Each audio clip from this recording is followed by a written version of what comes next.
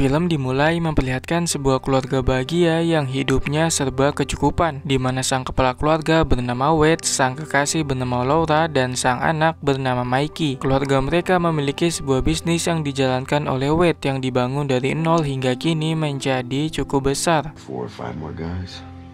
So proud of you, baby. Pada malam hari, Wade dan Laura terbangun lantaran mendengar suara penjahat di dalam rumah, di mana mereka langsung menuju kamar Mikey secara diam-diam untuk menyelamatkan sang anak. Di sana, Wade meminta kepada Laura dan Mikey untuk tetap berada di kamar sebab dia akan berusaha mencari dan melumpuhkan si penjahat. Di tengah pencarian, Wade tiba-tiba saja diserang oleh si penjahat. Namun dia tidak tinggal diam dan langsung mengejar si penjahat sampai akhirnya dia berhasil memukul tepat di bagian belakang kepala yang membuat penjahat langsung mati di tempat. Akan tetapi peristiwa tersebut membuat Wade sangat panik sebab dia tidak bermaksud membunuh si penjahat. Stay in the house! Lalu tak lama pihak kepolisian datang untuk menyelidiki tewasnya si penjahat, di mana hasil dari penyelidikan sangatlah edan sebab Wade ditetapkan sebagai tersangka atas kasus pembunuhan yang disengaja. Hal itu berdasarkan karena si penjahat mati berada di posisi luar rumah, ditambah lagi dia dalam keadaan tidak bersenjata. Jadi pihak kepolisian menyimpulkan bahwa si penjahat adalah korban sedangkan Wade sebagai pelaku, di mana hal itu membuat Laura sangat heran sebab bagaimana bisa seseorang yang membela diri dari penjahat malah dianggap sebagai pelaku. Kemudian si polisi menjelaskan seharusnya Wade tetap berada di dalam rumah dan langsung menghubungi 911 supaya mendapatkan pertolongan. Kasus ini seperti yang terjadi di kehidupan nyata, di mana pihak berwajib menyarankan supaya masyarakat disarankan tidak melakukan bela diri ketika tengah menjadi korban kejahatan seperti begal dan lain sebagainya. We didn't find a weapon anywhere. We're gonna have to place you under arrest for murder. He was in my child's room. And dial 911. Hari pertama Wade di penjara bisa dibilang sangatlah apes sebab dia terlibat masalah dengan napi lain hanya karena masalah sepele, yaitu tidak sengaja menatap orang lain lama-lama. Orang yang ditetap oleh Wade tidak terima lalu melakukan serangan fisik sampai akhirnya terjadi pertarungan sengit di antara mereka, di mana pertarungan itu baru bisa dilerai ketika para sipir datang, sedangkan napi lain hanya menyaksikan layaknya sedang menonton sebuah sirkus.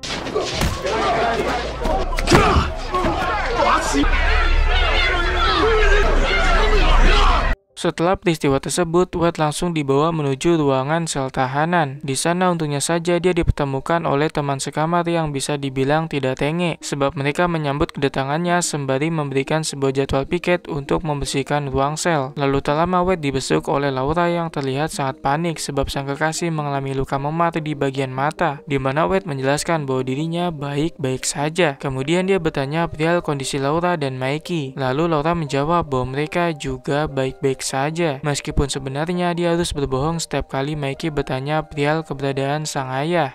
Baby, what happened to your face? Are you okay? I told him that you went on a trip. You're gonna give me a public defender.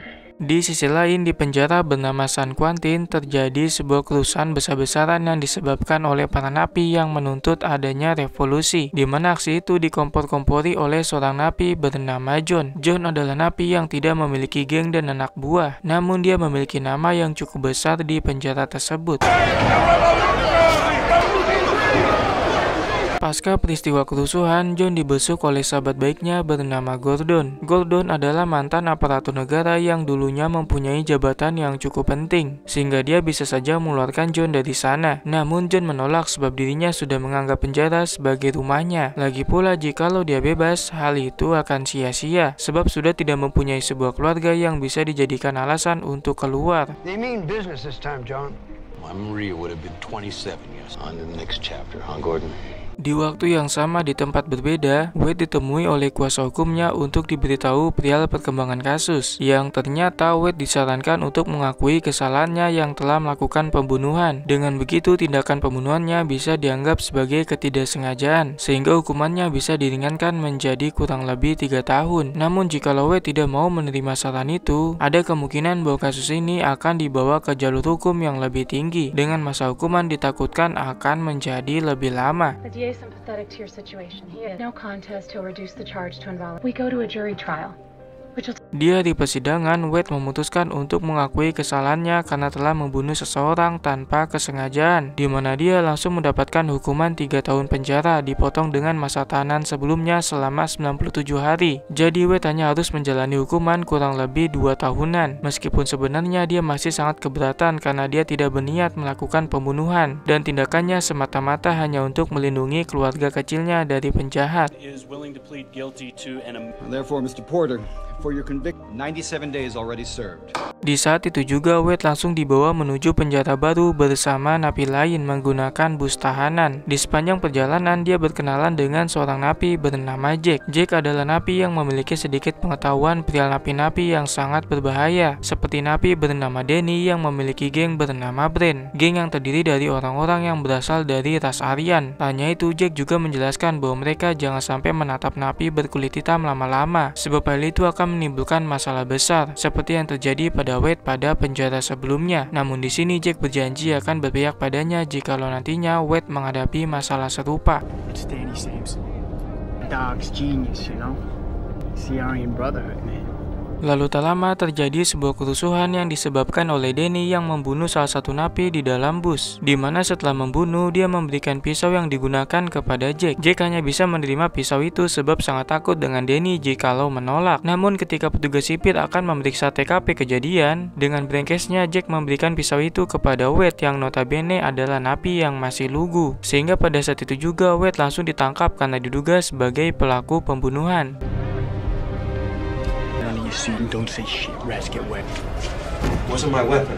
Usut punya usut, pihak sipir sebenarnya sudah mengetahui bahwa pelaku pembunuhan sebenarnya adalah Danny. Namun mereka belum mendapatkan bukti kuat untuk menjebloskannya ke hukuman yang jauh lebih berat, sehingga mereka meminta kepada Wade untuk berkata jujur bahwa pisau yang dipegangnya adalah milik Danny. Akan tetapi Wade enggan berkata sebenarnya sebab mengingat perkataan Jack bahwa Danny adalah napi yang sangat berbahaya, di mana hal itu membuat sipir bernama Jackson sedikit jengkel sebab Wade telah berpihak pada orang yang salah yang nantinya akan berdampak buruk pada saat di dalam penjara. I don't know, guys. I don't know. I'm so shit you're covering for. He will whack you. Kemudian kita diperlihatkan sedikit perihal betapa brutalnya di dalam penjara, di mana para napi ada yang saling bergelut, ada yang saling mengintimidasi, dan ada juga yang rasis hanya karena perbedaan warna kulit. Semua itu sudah menjadi rutinitas yang dilakukan para napi setiap harinya, sehingga membuat Wade yang notabene adalah napi baru terlihat sangat syok dengan keadaan penjara yang sangat suram.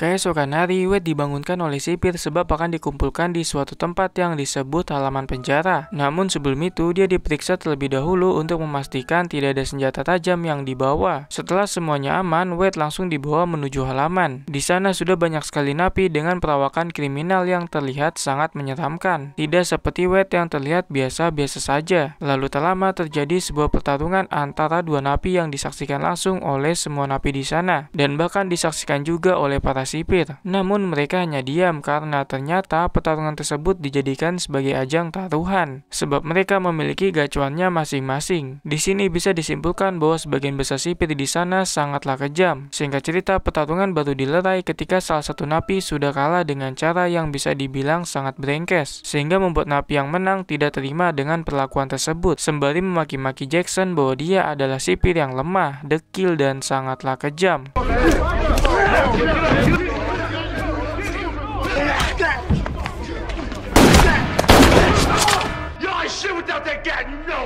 Karena hinaan itu membuat Jackson sangat murka, lalu menyuruh kedua anak buahnya untuk membawa napi tersebut ke ruangan lain. Di sana Jackson langsung mengajar habis-habisan napi itu dengan sangat brutal sampai tidak berdaya. Kemudian napi itu dibawa kembali ke selnya dalam keadaan babak belur, di mana dia dijadikan sebagai pelajaran buat napi lainnya supaya jangan coba macam-macam dengan para sipir yang terkenal sangat bengis.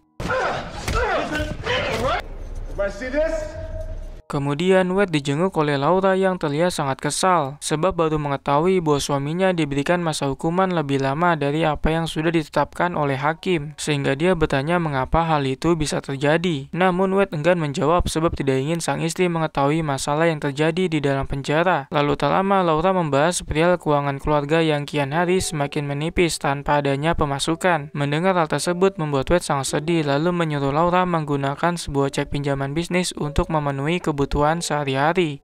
trying to find a job, but I can't. With my business, I can't think about that right. Keesokan hari, di penjara kedatangan napi baru dari penjara lain yang ternyata adalah John. Napi yang tidak memiliki geng dan anak buah namun memiliki nama besar, di mana semua sipir termasuk Jackson sudah mengetahui semua rekam jejak kriminal John yang ternyata pernah membunuh 17 orang hanya dengan seorang diri, di mana hal itu membuat Wade langsung kicap sebab John ditempatkan di selnya.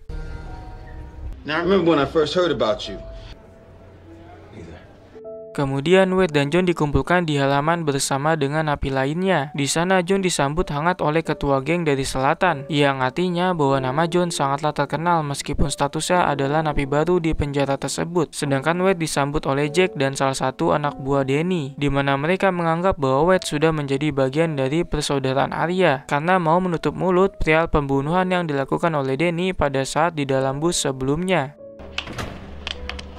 Hey, text. Like you said, keep handling. Sekembalinya di sel, John menyadari bahwa Wade adalah orang yang bisa dibilang lugu mengenai apapun yang berhubungan dengan penjara dan tidak mempunyai kepentingan di sana, sehingga dia memutuskan untuk mulai berkomunikasi satu sama lain dengan Wade, di mana mereka membicarakan perihal keluarganya masing-masing dengan penuh seksama dan dalam tempo yang sesingkat-singkatnya. Di sini terungkap meskipun John adalah napi yang beringas, namun dia tetap menyayangi keluarga tercintanya yang kini telah tiada. I remember it all like it was but you're in the car, right?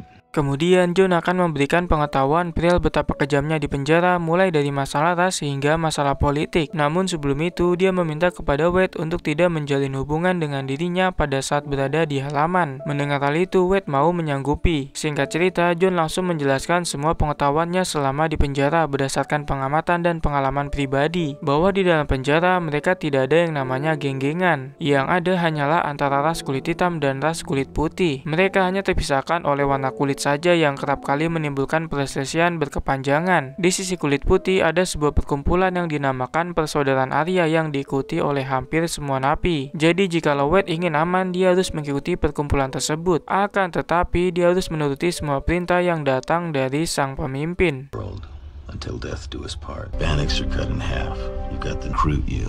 Build up their numbers. Kemudian para napi kembali dikumpulkan di halaman. Di sana sudah ada Jack bersama dengan persaudaraan Arya yang lain. Pada saat itu Jack menyuruh Wade untuk bertarung dengan napi berkulit hitam atas suruhan dari sang pemimpin, di mana Wade mau tak mau langsung melakukannya demi keselamatan di dalam penjara. Sampai pada akhirnya pertarungan pun dilakukan, di mana pertarungan tersebut disaksikan langsung oleh Jackson dan kawan-kawan. Namun ada satu sipir bernama Colin yang sebenarnya ingin melerai perkelahian sebab tidak tega dengan kondisi para napi yang selalu saja bertarung. Akan tetapi hal itu dicegah oleh Jackson karena menganggap pertarungan para napi adalah sebagai bentuk hiburan. Singkat cerita, pertarungan dimenangkan oleh Wade dengan sangat susah payah, di mana lawannya langsung ditembak di bagian kaki menggunakan peluru tajam oleh Jackson dengan sangat bengisnya. But sir, he's losing and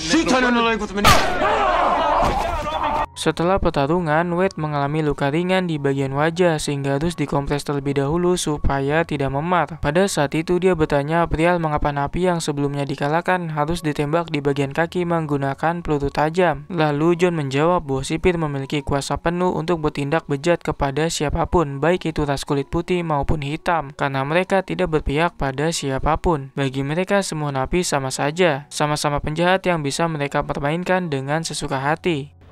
This fucking place is so twisted. It's no different for them pulling the trigger. Semenjak pertarungan pertamanya, Wade seringkali bergelut atas suruhan sang pemimpin persaudaraan Arya melalui Jack, hingga membuatnya kerap kali mendapatkan luka ringan di bagian tubuh. Namun dia sudah mulai terbiasa dengan kondisi tersebut, sampai akhirnya Wade merasa muak dengan situasinya yang dituntut untuk selalu bertarung melukai satu sama lain, hingga membuatnya berani membantah pada saat Jack kembali menyuruhnya bergelut melawan napi lain. Lalu yang terjadi, You fight once since I've been here. Wade menjadi bulan-bulanan oleh Jack dan kawan-kawan persaudaraan Arya hingga membuatnya babak belur tak karuan. Namun untungnya saja ada sipir yang langsung menembakkan gas air mata, dan John langsung memanfaatkan momen itu untuk membantu Wade yang tidak berdaya. Pasca kejadian, John langsung memarahi habis-habisan dengan nada tegas tanpa adanya kontak fisik sebab dirinya terbawa masalah karena telah membantu Wade. Mendengar hal itu, Wade tidak banyak bicara. Dia hanya mengucapkan terima kasih karena telah dibantu pada saat dikeroyok oleh Jack dan kawan-kawan.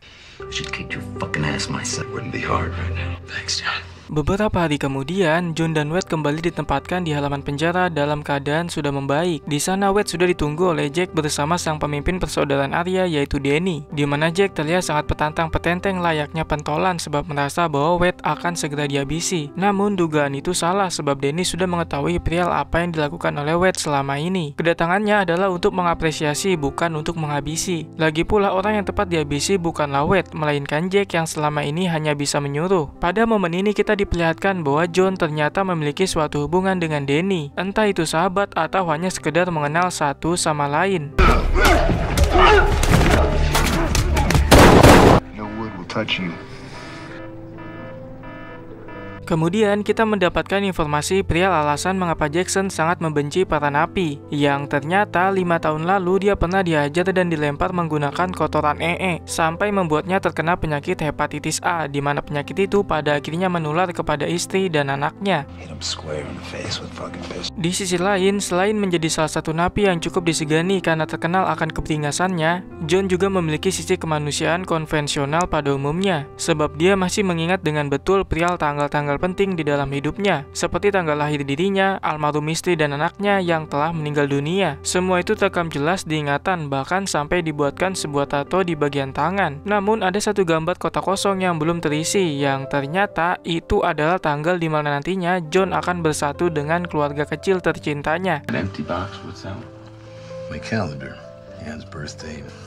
First day she walked. Kemudian John menceritakan perihal penyebab kematian istri dan anaknya yang ternyata karena dibunuh oleh 2 orang pria yang tidak dikenal, di mana hal itu membuat John sangat terpukul lalu melakukan aksi balas dendam kepada si pelaku dengan cara yang sama, yaitu membunuh istri dan semua garis keturunan sampai tidak tersisa. John ingin si pelaku merasakan apa yang dirasakannya terlebih dahulu, kemudian membunuh mereka ketika sudah merasakan bagaimana kehilangan keluarga tercinta, di mana hal itu membuatnya dikenakan hukuman penjara seumur hidup meskipun sebenarnya John berharap bahwa dirinya dihukum mati.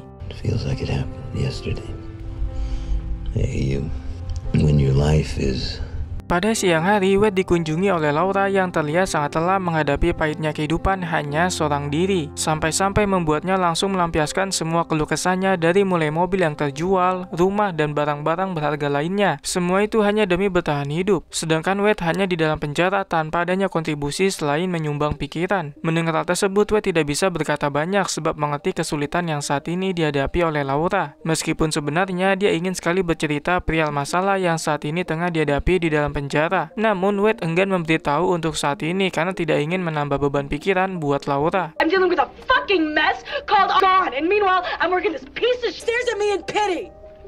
Pada saat di halaman, Wade terus memikirkan kondisi keluarga kecilnya yang saat ini tengah mengalami kesulitan ekonomi. Namun, momen itu dirusak ketika ada salah satu napi dari ras kulit berbeda yang tiba-tiba saja menyerang. Tapi di sini Wade tidak melakukan serangan balik. Dia hanya berusaha menghindari setiap serangan yang diberikan oleh lawannya. Di mana hal tersebut membuat Jackson sangat murka lalu menembakkan peluru karet kepada Wade beberapa kali hingga pingsan. Kemudian Jackson menginterogasi Jack yang sebelumnya dipukuli oleh rasnya sendiri atas perintah langsung oleh Danny, di mana Jackson berjanji akan memberikan ekstra pengamanan asalkan Jack mau berkata jujur perihal kejahatan yang selama ini dilakukan oleh Danny, terutama pada saat pembunuhan di dalam bus. Mendengar tawaran itu tentu membuat Jack sangat tertarik lalu memberikan kesaksiannya sembari direkam untuk dijadikan sebagai bukti. Jack melakukannya karena ingin balas dendam terhadap Danny karena tidak terima dipukuli. Tidak hanya Jack, Wade juga dipaksa mengakui perihal kejahatan Danny yang telah membunuh napi lain pada saat di dalam bus. Namun Wade enggan berkata jujur sebab menyadari bahwa tindakan itu akan berisiko tinggi karena Danny adalah napi yang sangat berbahaya. Di mana hal tersebut membuat Jackson sangat murka lalu memberikan ancaman bahwa hukuman yang diberikan oleh Wade akan jauh lebih lama.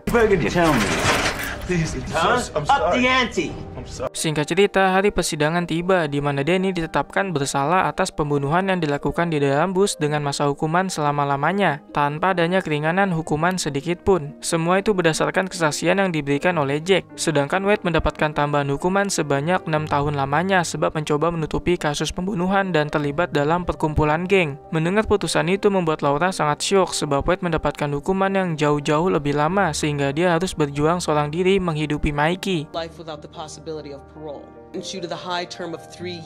Beberapa hari setelah persidangan, Wade mendapatkan surat dari Laura yang berisi ungkapan kekecewaan sekaligus memutuskan untuk berpisah, di mana hal tersebut membuat Wade sangat sedih dan frustasi atas masalah yang saat ini sedang terjadi. Saking frustasinya, dia sampai memukuli salah satu napi pada saat di halaman penjara dengan sangat membabi buta. Namun dari kejadian itu, Wade mendapatkan rasa respect dari Danny dan ras area lainnya sebab masih berpihak pada mereka sampai saat ini.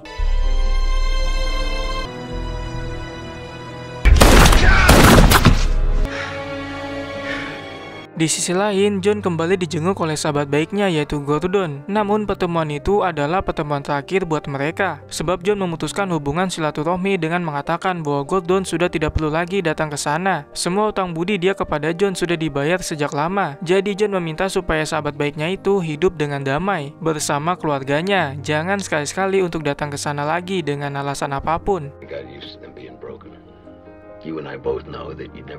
Di sisi lain, Jackson mendapatkan kabar buruk yaitu pria anaknya yang dipukuli oleh orang yang tidak dikenal hingga harus masuk ke dalam rumah sakit untuk dioperasi. Sedangkan si pelaku baik-baik saja dan sedang diamankan oleh beberapa pihak kepolisian, di mana Jackson langsung menghampirinya dengan maksud dan tujuan memberikan ultimatum bahwa dia akan memastikan bahwa si pelaku akan dijebloskan ke dalam penjara yang berisi banyak sekali napi-napi kejam. Lalu ketika sudah berada di dalam penjara, Jackson akan mendatangi rumah si pelaku untuk memukuli semua anak-anaknya sebagai wujud balas dendam supaya si pelaku merasakan apa yang dirasakannya saat ini.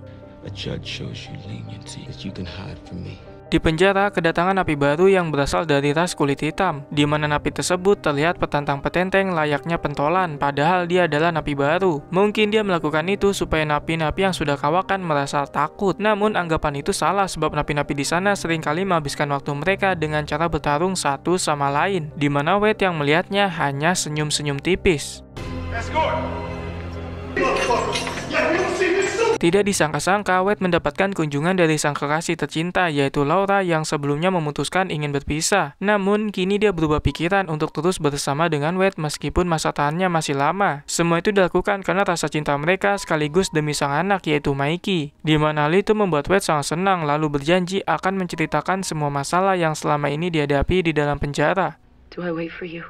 I want you to. If I don't have you, am I going to come home too? Setelah kembali ke sel, Wade terlihat sangat senang lalu berkata kepada John bahwa dirinya harus cepat-cepat keluar dari dalam penjara demi Laura dan Mikey yang selama ini sedang menunggu. Di mana Wade ingin menegakkan keadilan karena pada dasarnya dia memang tidak pantas mendapatkan hukuman selama 7 tahun di penjara. Padahal dia tidak terlibat atas pembunuhan berencana apapun, baik itu membunuh maling yang ada di awal film ataupun pembunuhan yang dilakukan oleh Danny. Mendengar hal itu, John nampak iba lalu memberikan sebuah rencana yaitu membocorkan semua kebusukan Jackson dan para sipir lainnya kepada publik. Namun dia membutuhkan orang yang siap untuk membantu mereka dalam menjalankan rencana tersebut.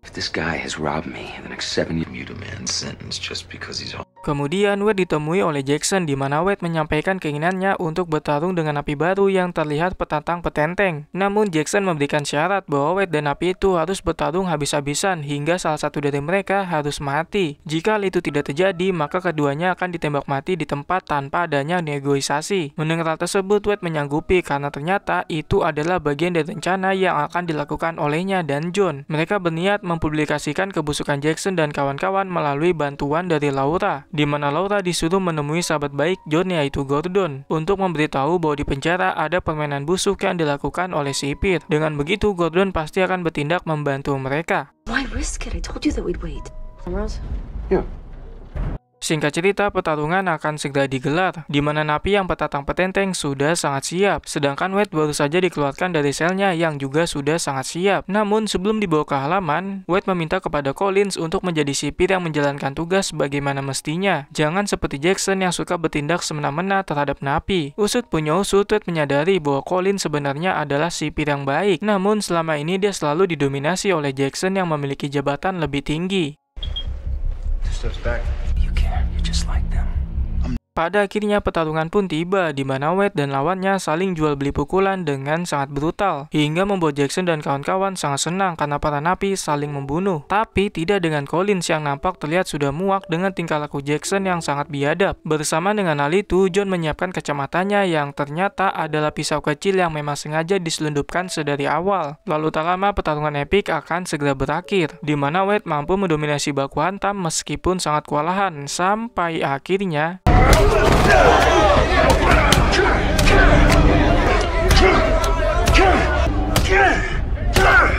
Wade mampu memenangkan pertarungan dengan penuh perjuangan jiwa dan raga. Namun dia tidak membunuh lawannya, sehingga membuat Jackson sangat murka lalu mengancam akan menembak mati mereka jika Wade tidak membunuhnya. Akan tetapi Wade tetap teguh dengan pendirian, sampai akhirnya Jackson benar-benar akan menembak Wade. Namun tiba-tiba ada John yang langsung memasang badan, lalu diikuti oleh napi-napi lainnya termasuk Denny si pentolan ras Arya. Usut punya usut, mereka semua menaruh respect kepada Wade karena telah berani menentang para sipir. Sampai akhirnya Jackson mengurungkan niatnya untuk menembak Wade. Kemudian para sipir menyuruh semua napi untuk kembali ke selnya masing-masing. Tapi tidak dengan Wade dan John yang disuruh tetap berada di sana.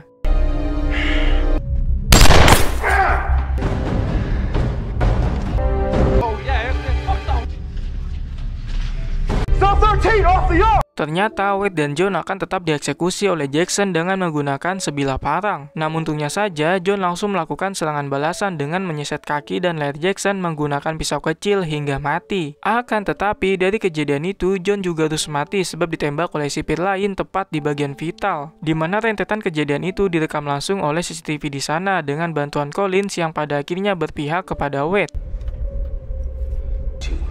On camera leaving the yard. Di sisi lain, Laura sudah tiba di penjara bersama dengan Gordon yang membawa satu teman FBI-nya untuk menyelidiki kasus busuknya para sipir. Di sana mereka datang tepat waktu sebelum semua rekaman CCTV dihapus untuk menghilangkan barang bukti, di mana mereka bertemu dengan kepala penjara langsung yang terlihat sangat panik lantaran kedatangan FBI. Ditambah lagi ada satu petugas sipir yang mati, yaitu Jackson, dan satu orang napi, yaitu John.